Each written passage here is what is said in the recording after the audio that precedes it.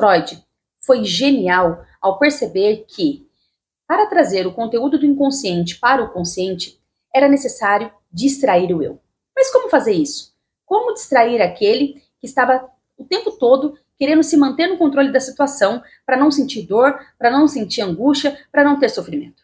Pois bem, ele descobriu algumas ferramentas para isso.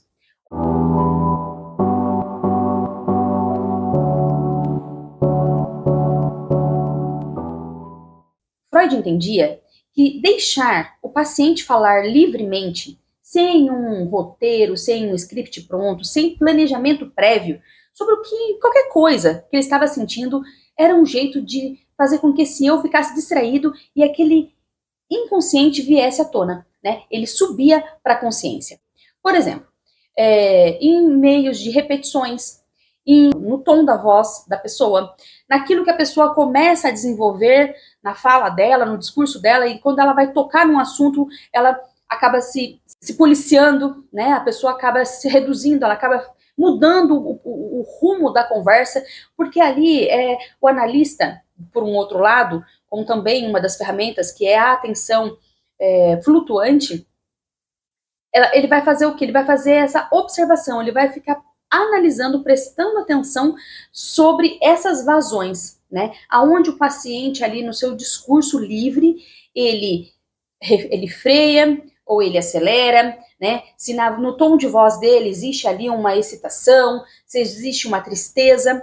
Nesta atenção flutuante do analisante, ele vai começar a pegar fragmentos, pequenas peças para montar esse grande quebra-cabeça desse sistema de memórias inconsciente. Então, a técnica psicanalítica, ela consiste primordialmente em associação livre por parte do paciente, por parte do analisando, e do outro lado, o analista com essa atenção flutuante, que fica observando esses lapsos, né? E, além disso, a psicanálise, como todos sabem, ela trabalha muito com os sonhos, que é uma ferramenta também onde este eu, ele vai ficar distraído, né? Que ele não vai estar no estado de vigília, não vai estar no estado acordado, e o sono, ele é o guardião do sono, então a gente adormece para que o sonho possa acontecer.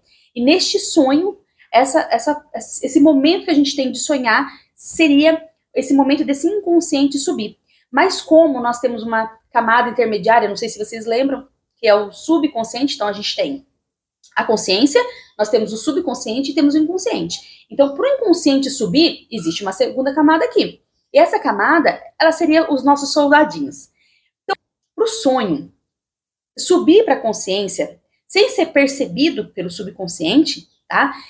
Ele teria que subir disfarçado. Ele teria que subir de um jeito que, se ele passasse, ninguém ia perceber que aquele conteúdo era aquele conteúdo. E isso justifica por que os nossos sonhos são tão estranhos, são tão difíceis de compreender. Às vezes você está sonhando com uma pessoa, daqui a pouco aquela pessoa já é outra, você está num lugar, você está num outro, né? Você sonha com várias coisas, em vários formatos diferentes. Então o sonho, ele tem essas características exatamente porque é uma tentativa de vazamento, de fuga deste lugar do inconsciente para a consciência, para que ali seja possível uma elaboração, uma integração, sem ser percebido pelos soldadinhos ali do subconsciente. Okay? E uma coisa muito importante que a gente tem que falar aqui é que Freud, pouco antes dele falecer, ele sempre deixou muito claro nas suas publicações do quanto que as ciências, né, a biologia, ela iria contribuir com esse avanço.